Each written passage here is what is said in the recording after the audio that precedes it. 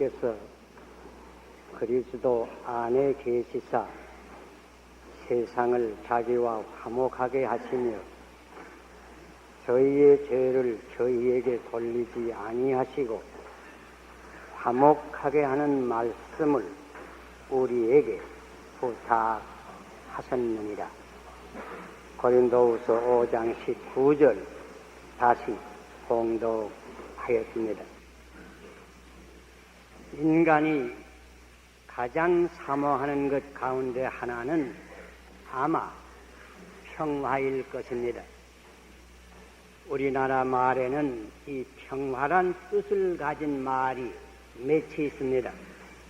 혹은 평강, 혹은 평안, 혹은 안녕, 이런 말들입니다. 그래서 우리가 인사를 할 때에도 아침에 만나면 안녕히 주무셨는가 묻습니다. 평안히 잤는가 하는 뜻입니다. 저녁에 헤어질 때에는 안녕히 주무십시오, 평안히 자라고 하는 뜻입니다. 우리가 언제 만나든지 제일 먼저 인사하는 말이 평안한가 묻습니다.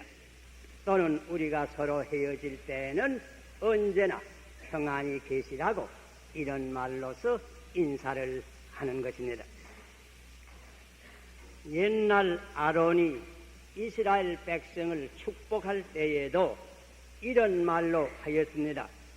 여호와는 그 얼굴을 내게로 향하여 드사 평강 주시기를 원하노라. 사도 바울의 서신을 보면 언제나 은혜와 평강이 같이 하기를 기원한 것입니다. 옛날 사람이나 현대인이나 평화를 사모하기는 마찬가지입니다. 그러나 우리가 사는 이 현실 세계를 보면 어떠합니까? 사실 평화는 찾기 어려운 것입니다. 평화로운 마음도 많지는 않습니다. 평화로운 가정도 많지 아니합니다. 평화로운 사회도 많지 아니합니다. 평화로운 나라도 많지 아니합니다. 평화로운 세계는 찾기 어려운 것입니다. 도처에 분쟁이 있고 분주가 있고 동맹파업이 있고 데모가 있고 납치 사건이 일어나고 냉전과 열전이 거듭되는 이러한 세계에 살게 되는 것입니다. 그 결과는 우리가 사는 이 세계는 문자 그대로 불안과 공포의 세계인 것입니다. 이런 세계에서 가장 요구되는 것이 무엇인가? 그것은 물론 평화입니다. 평화로 인도하는 화해입니다. 그런데 오늘 읽은 본문을 보면 이런 말씀이 있습니다. 하나님께서 그러시도 안에 계시사 세상을 자기와 화목하게 하시며, 요새 말로 하면 화해하게 하시며, 또는 화목하게 하는 말씀을 우리에게 부탁하셨나니라. 화해하게 하는 말씀을 우리에게 부탁하셨다. 또 조금 내려가서는 너희는 하나님과 화목하라, 혹은 하나님과 화해하라, 이런 말이 있습니다. 기독교의 진리를 여러 가지 말로 표현할 수 있지만은 한마디로 표현하고자 하면 아마 화해라고 하는 말이 가장 적절할 줄로 생각을 합니다.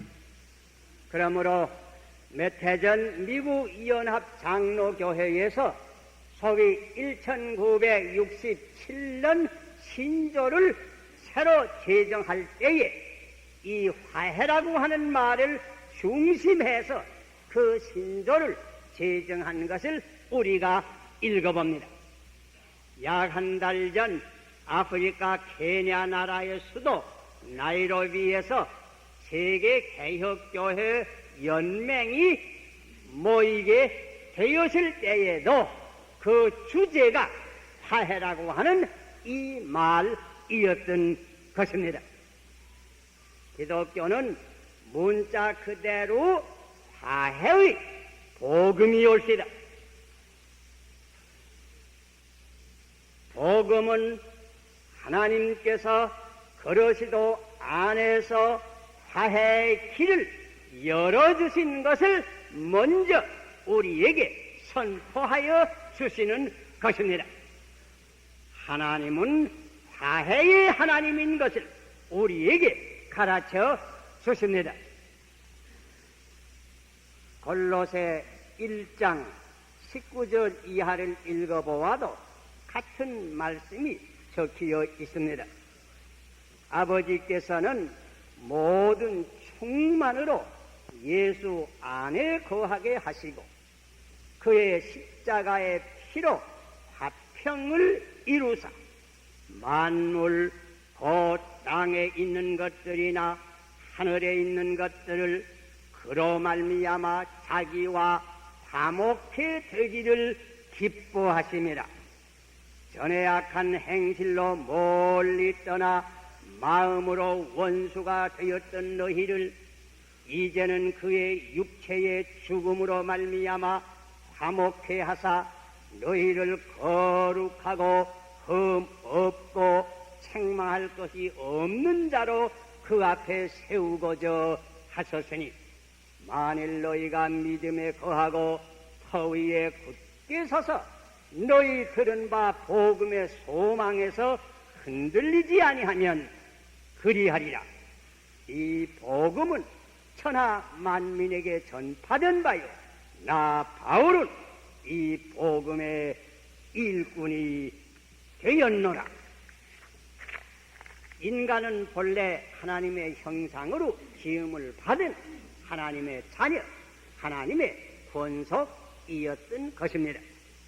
그러나 불행하게도 인간은 고의로 죄를 지음으로 말미암아 하나님을 멀리 떠났습니다. 사실 하나님과 원수가 되었습니다. 그 결과는 인간의 심령 깊은 속에는 공허감, 고독감, 죄책감, 공포감, 좌절감 등으로 쌓이게 되어서 그 내심의 평화가 상실되고 인간 상호 간에도 불신과 의구로서 평화가 사라지고 만 것입니다. 이런 상황 아래에서 인간이 하나님과 화해의 길을 열 수는 도저히 없습니다. 그런데 감사한 것은 하나님께서 그 길을 스스로 열으신 것입니다. 어떻게? 곧 하나님께서 그러시도 안에 계셔서 십자가에서 인간이 받을 고난을 대신 받으시고 성경 말씀대로 저희 죄를 저희에게 돌리지 아니하시고 죄를 사하여 주심으로 화해의 길을 열어 놓으신 것입니다. 이 십자가의 깊은 진리는 물론 그 뜻이 너무 깊고 너무 높고 너무 커서 인간의 적은 머리로 다 이해할 수 없고 인간의 입으로 다 설명할 수도 없습니다. 그러나 믿음의 눈으로 십자가를 앙망하는 자는 다 죄의 사함을 받고 마음의 평화를 체험할 수 있는 것만은 또한 사실입니다. 그러시도께서 십자가 위에서 죽으심으로 하나님과 사람 사이에 맺혔던 죄의 담은 무너지고 하나님과 인간 사이에 화해의 길이 열린 것입니다. 그러므로 기독교 복음은 모든 인류를 향하여 너희는 하나님과 화해하라 외치는 것입니다. 하나님이 죄를 알지도 못하신 자로 우리를 대신하여 죄를 삼으신 것은 우리로 하여금 저희 안에서 하나님의 의가 되게 하려 하심이니라 우리에게 지적하시는 것입니다. 그러므로 성경은 말씀합니다. 너희 죄가 주홍 같을지라도 눈과 같이 희어질 것이요 진홍같이 붉을지라도 양털과 같이 되리라. 여러분, 과거에 우리의 죄가 아무리 크다고 할지라도 십자가를 믿는 사람은 죄 사함을 받고 하나님과 화해할 수가 있습니다. 하나님과 원수가 되어서 항상 살 수는 없습니다. 옛날 동양 성현에 그래도 순천자는 흥하고 역천자는 망한다고 하는 말이 있습니다. 하나님과 원수된 자에게는 하나님의 지으신 일월성신 천지 만물이 그의 앞길을 막는 것입니다. 하나님과 화해하고 살아야 합니다. 그 길은 내 죄를 회개하고 십자가에서 우리의 죄를 대속하신 그리스도를 믿는 믿음이 옳시다. 여러분 다 하나님과 화해하였습니까? 하나님과 여러분 사이에 맥힌 담이 없습니까? 아직도 당자와 같이 멀리 하나님 아버지를 떠난 영혼은 없습니까? 이 시간 그리스도를 믿고 하나님과 화해하시기를 바랍니다. 우리 인간은 우선 이렇게 수직선으로 종으로 하나님과 화해를 해야 합니다. 그러나 한 가지 할 것 더 있습니다. 형으로 모든 다른 형제와도 화해를 해야 되는 것입니다. 그러므로 성경은 둘째로 서로 화해하라고, 형제끼리도 서로 화해하라고 우리에게 권면합니다. 데살로니가전서 9장 13절에는 너희끼리 화목하라고 간곡히 권합니다. 산상보훈의 우리 주님께서는 이렇게 말씀하시는 것입니다. 그러므로 예물을 제단에 드리다가 거기서 내 형제에게 원망 들을 만한 일이 있는 줄 생각나거든 예물을 제단 앞에 두고 먼저 가서 형제와 화해하고 그 후에 와서 예물을 드리라. 죄가 하나님과 사람 사이에 담을 막고 원수가 되게 하는 것처럼 역시 죄는 사람과 사람 사이에도 담을 막고 원수를 만드는 것입니다.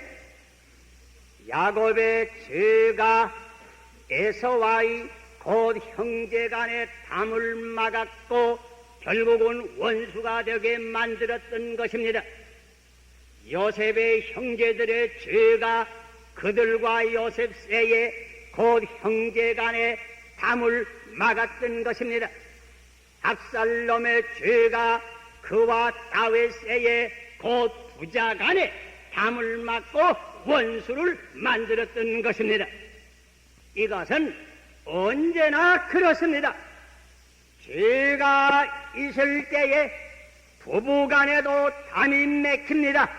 원수가 될 수 있는 것입니다. 죄가 들어올 때에 지금도 형제간에도 자매간에도 친척간에도 친구간에도 심지어 부자간에도 모녀간에도 담을 막게 되고 원수가 되는 수가 있는 것입니다. 그러므로 화해의 길은 피차의 죄를 회개하고 피차에 서로 용서하는 데 있는 것입니다. 야곱이 야복강변에서 자기의 죄를 회개하고 새 사람이 된 후에 자기의 형 에서를 만나 화해할 수가 있은 것입니다. 요셉의 형제들이 자기의 죄를 깨닫고 이웃치고 요셉이 그들의 죄를 용서할 때에 형제세의 화해가 성립이 된 것입니다. 압살롬은 끝까지 죄를 회개하지 아니하였으므로 결국 망하고 만 것입니다. 그러므로 성경은 서로 화해하라고 권합니다. 사실 인간 상호 간의 화해는 하나님과의 화해의 전제 조건인 것을 주님께서 지적하신 것입니다. 그러므로 주님이 친히 말씀하시기를 먼저 내 형제와 화해하고 예물을 갖다 드리라고 말씀하신 것입니다. 먼저 형제와 화해하지 아니하고 하나님과 화해할 수가 없습니다. 먼저 형제들과 옳은 관계를 맺지 못하고 하나님과 옳은 관계를 맺을 수 없는 것입니다. 여러분 가운데 혹 어떤 때에 하나님이 멀리 계시는 듯한 느낌을 가진 적이 있습니까? 혹은 여러분께서 암만 하나님께 기도를 하되 그 기도가 응답이 안 되는 경우를 체험해 보시니 계십니까? 혹 이러한 때를 당하면 내가 내 형제에게 잘못한 것이 없는가 스스로 살펴보아야 하는 것입니다.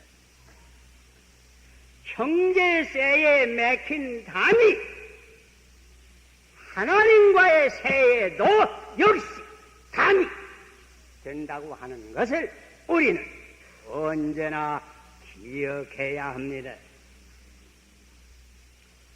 저는 혹 어떤 때에 이런 말을 듣습니다. 그 암흑에는 한 교회를 다니면서도 서로 말을 안 한다.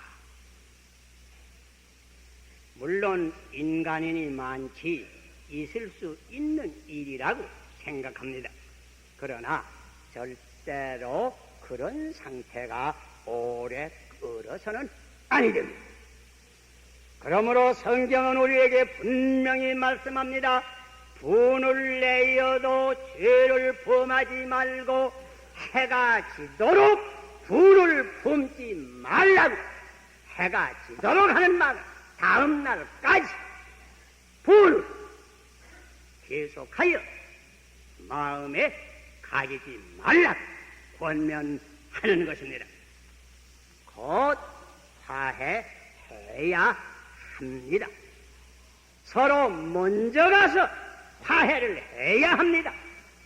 상대방이 나에게 먼저 오기를 기다리지 말고 내가 먼저 가서 내 허물을 먼저 고하고 화해를 구해야 됩니다.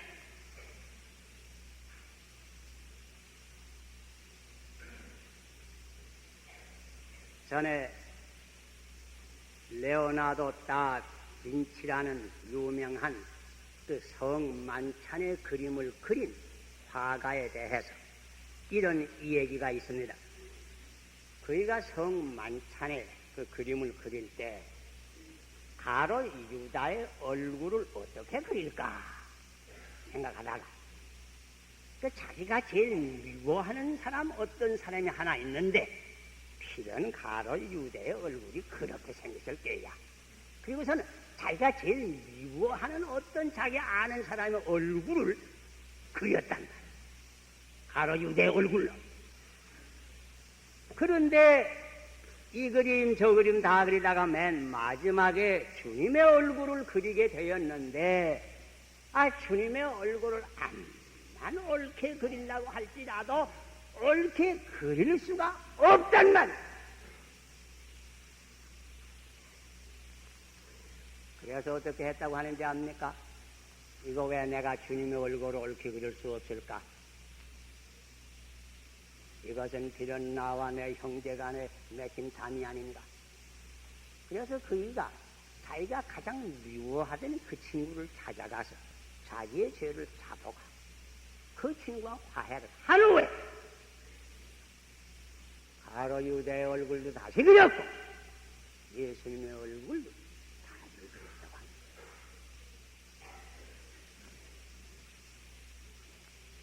형제 간에 맥힌 담을 열지 않고 하나님과의 맥힌 담을 열 수가 없는 것입니다.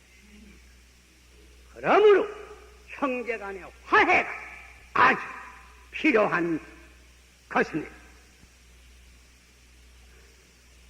그리고 성경은 한 가지 권면 더 합니다. 우리는 이렇게 하나님과 먼저 화해해야 될 뿐더러 형제 간에 서로 화해해야 될 뿐더러 한 걸음 더 나가서 화해자가 화해하게 하는 사람들이 되어야 하는 것입니다. 산상보훈의 주님께서 친히 말씀하시기를 화평하게 하는 자는 복이 있나니 저희를 하나님의 아들이라 일카림을 받을 것이며 말씀하시는 것입니다.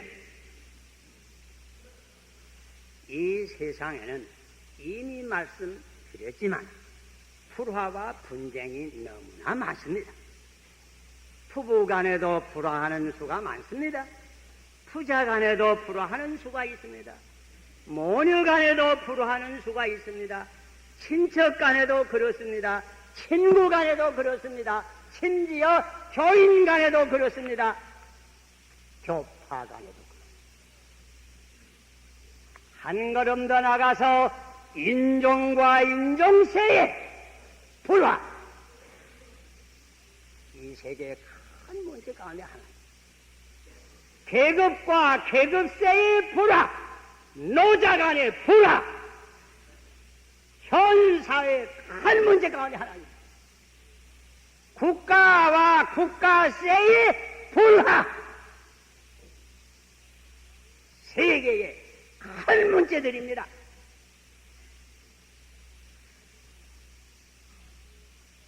우리 믿는 사람들은 이러한 사회, 이러한 세계에 살면서 어떤 사람들이 되어야 하는가? 먼저 하나님과 화해하고 또한 형제들과 화해할 뿐더러 이런 사회에 나아가서 화평케 하는 사람의 역할을 해야 될 것. 어떤 집에 불이 붙으면 3가지 종류의 사람이 모여든다고 합니다. 그 불 끓여오는 사람, 그 불 구경하려 오는 사람, 그리고 어떤 사람 오는지 압니까? 불 붙는 집에 키질하려 오는 사람. 어떤 곳에 싸움이 있으면 3가지 종류의 사람이 모여듭니다. 말리러 오는 사람, 구경하러 오는 사람, 싸움 돋구기 위해서 오는 사람. 나는 어느 종류에 속합니까? 우리 믿는 사람은 화해자가 되어야 하는 것입니다. 가정에서도, 직장에서도, 관청에서도, 병원에서도, 요새는 병원에도 싸움이 있는 모양. 학교에서도, 경제계에서도, 종교에서도 싸움을 말리는 사람이 돼. 화해하는 사람이 돼. 바로 얼마 전에 여기서 가까운 수원 제암교회의 헌당식을 거행한 거 아마 여러분 들은 분 많으실 줄 생각합니다. 그 수원 제암교회는 여러분 아시는 대로 벌써 50년 전 한일운동 때에 그 악한 일본 사람들이 믿는 사람들 그 예배당 속에다 몰아놓고 밖으로 쇠를 채우고 불을 질러서 그때 모든 사람을 학살하고 그런 참혹한 일이 생긴 것입니다. 그런데 일본 사람 가운데 예수를 잘 믿는 어떤 사람이 일본 사람 세에서 돈을 일본 돈으로 1천만 원을 모금을 해다가 바로 그 자리에 예배당을 새로 짓고 헌당식을 한 것입니다.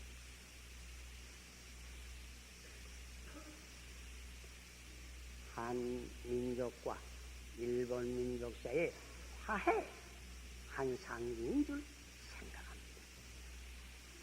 믿는 사람은 이러해야죠. 마틴 루터가 자기가 예신 3살 났을 때에 몸이 좀 괴롭지만 자기가 일찍이 난 아이슬벤이라고 하는 곳에 추운 겨울에 여행을 갔습니다. 1월 중에. 그 이유는 거기 한 귀족이 사는데 그 귀족이 자기 동생과 무슨 문제로 싸움이 났습니다.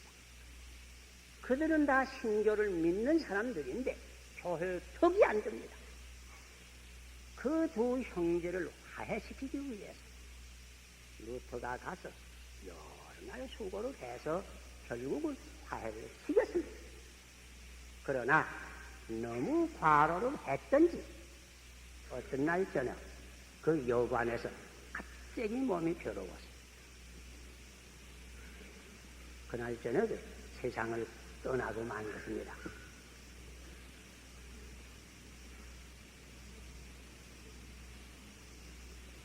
믿는 사람은 이렇게 하나님과 화해를 하기를 힘쓸 뿐더러 형제 후대세 화해를 힘써야 되는 것입니다.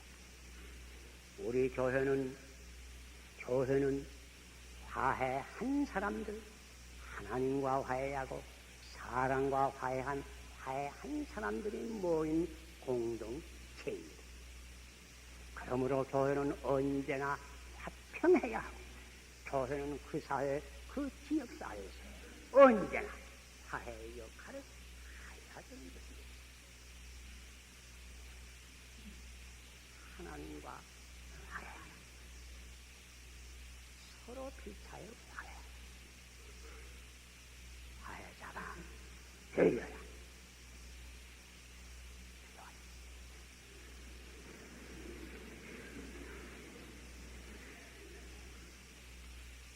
사랑의 근본 되시는 우리 하나님 아버지의 은혜를 감사합니다. 우리가 다 죄를 짓고 하나님과 원수가 되었으나 하나님께서 먼저 독생자 주님을 보내시고 주님은 우리의 죄를 대신 지시고 고난을 받아서 화해의 길을 열어서 저희들이 다시 아버지의 자녀가 되고 권속이 되었사오니 무엇으로 다 감사를 드릴 수가 없습니다.